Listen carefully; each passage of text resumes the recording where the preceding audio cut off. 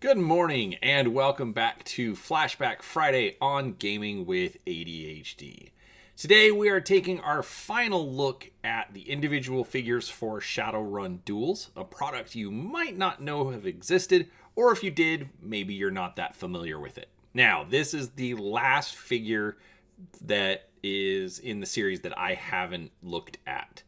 And so I'm a little sad that this is the last one, but I do have a couple of ideas for some additional videos. I do want to do a review of the actual gameplay. I also want to do a video about just some ideas on why I think there were problems with the line, things I think they did right, things that they could have improved on. But we'll see how those come out. That'll be farther down the line. I do have some projects to get finished, but with that being said, I did do an overview of the line in my review of Lothan the Wise. You should definitely check it out. I'll have it linked in the description. Also, if you are a fan of Shadowrun and you purchased the role-playing books, I do have a link for Drive-Thru RPG that'll be down in the description as well. It does help out the channel a little bit. If you're going to buy them in PDFs anyways, I would appreciate it if you use the link, but no pressure. So, with that being said, this is the final figure. This is Natoka, the human shaman. And this is one of what I would consider the iconic Shadowrun characters, along with Kharkov, and the Street Samurai, and Kross, the Orc Enforcer. The imagery that inspired these figures, at least to me, defined what Shadowrun looked like visually. And especially since this game came out less than 15 years from the launch of Shadowrun First Edition, the original role-playing game, I really do think it captures that aesthetic. So it is kind of fun to cap off this series with this figure. Now, keep in mind, this review is just of the figure and its accessories at the time of purchase. Like I said, I do have a couple other ideas on things that I want to talk about, but for now we are just looking at the figure itself. All right, so an overview of what we have for our contents. First off, we do have Natoka, our human shaman.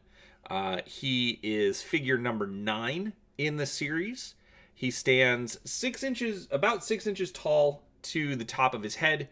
If you include the feather as flattened out, you're getting closer to 9 inches, but the way it's molded, it does come out to about 8.5, as you can see on the screen, or 7.5, I should say. Sorry. And as far as the options, they did give swappable hands. We'll look at those here in detail in a second. We've also got binoculars, a crossbow, the coup stick, a bird spirit familiar, and the shape earth spell. So let's take a look at the figure in a little better detail. Now, keep in mind, I am changing up how I'm using my camera, so it'll be a little different. Bear with me. I turned off autofocus, so let's focus this in. All right, so first off, I do want to point out, I really like the face on this figure. This cowl here and the headdress are not removable, so it makes it a little hard to see without having to squish it out of the way. But I do like the look of the figure. The goggles are an interesting touch. For those of you that are unfamiliar, Shadowrun uses a lot of Native American imagery, especially in the early editions. Magic being reintroduced to the world, basically the shamanic traditions, especially of North America, played a very heavy influence on the setting. So we've got some nice detail here. The bone breastplate. Let's see. It's got 14 points of articulation. A lot of them are very stiff. Keep in mind, these figures are almost 20 years old, so I'm not really forcing movement. because I don't want to risk ruining them. But we've got some nice skin tone, the wrappings around the arms. They put in a lot of little details on the figure. Just the way that they painted these little things, these little markings, the detail. Here the stitching along the boots. Again, some extra detailing. This is a really nice figure. It's not my favorite, mostly because of the headdress. Kind of throws it off. I also don't like the fact that it's not removable. But yeah, it is a very nice looking figure. It's still very respectful, I think, to the influence sources. But adding in a little bit of tech like the goggles, and and modernizing the figure. So overall, nice figure, a little thin. Definitely a new body style that wasn't really used in any of the other figures. All right, for the binoculars, this is what we have. It's got the strap to go around the neck or the shoulder. Nothing really for the figure to hold on to. All right. Then we have the crossbow and bolts. So again, kind of keeping the Native American theme, archery, but doing something a little different by giving him a crossbow instead of a regular bow. Again, a little more appropriate for a more modern setting. We've got the coup stick, probably used for rituals of some kind. It does come apart.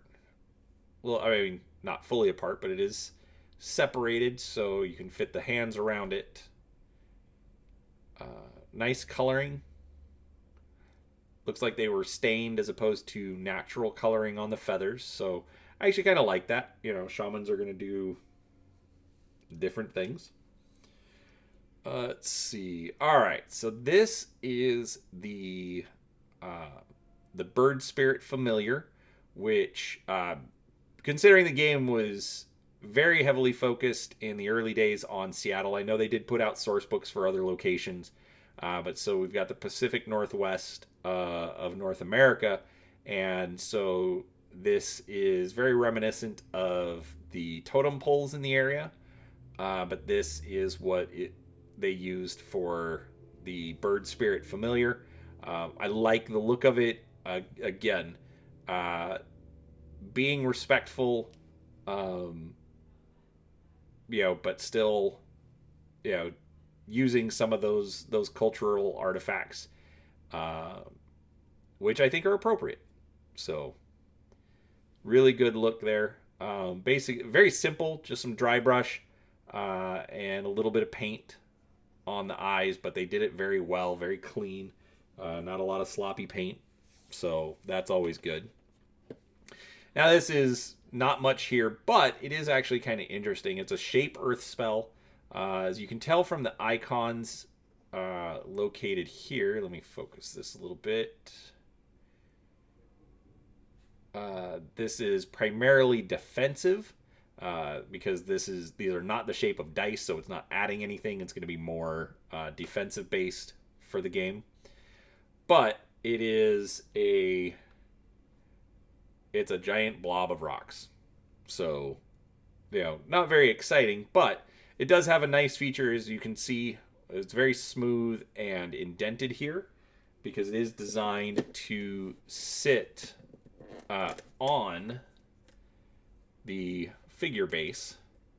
So it looks like he's casting it up in front of him, again, as that defensive barrier. So I think that was a nice touch. what they did on that. All right, so let's zoom back out. All right, so for the remainder, we do have the dice for the figure. We've got 3 red, a yellow, and 2 white D6, 2 green, 1 yellow, and 1 black D4. So he's not rolling very big dice, but he's got some dice that some colors that don't show up very often. We've got the tape measure that all the figures come with, and we've got the action base, which is used to both display the figure and store all the components. So, all right. So what do I think of Natokah? First off, I really like the paint styling on this. They put in a lot of little details, little things to make it look, we'll call it authentic. Like I said multiple times, very respectful to Native American shamanic traditions, but also capturing its own style. So I do like that. I like the amount of articulation. It is a little stiff on this figure, but that's, I'm assuming, mostly due to age as opposed to production quality. Like I said, I'm just not forcing them because I do not want to risk breaking the figures. And as far as downsides, the cowl and the headdress, I would have preferred some sort of a removable option, or just something to minimize it, like, an option to remove the feathers, something like that, or maybe the cowl is split down the back so that it could be removed. Something along those lines would have been nice, but still good for what we get. Overall, I think it's a very nice figure. It's not my favorite. I just think that they did very well with it. And like I said, it just captures that feel and that look that Shadowrun is known for. Other than that, I'd have to play with the figure to see how well the accessories and things work. But other than that, it's a decent figure, and I'm happy to have it in the collection. We'll just leave it there. So, with that said, I do hope you enjoyed the video. If you did, please give it a thumbs up. Do subscribe to the channel. I'm always looking to add more Shadowrun content. Plus, I do cover role-playing games, miniatures games, board games, all sorts of things. So maybe if you're into more than just Shadowrun, you might find something else you enjoy. So with that said, I do appreciate your time today. Thank you for watching, and we will talk to you next time. Bye.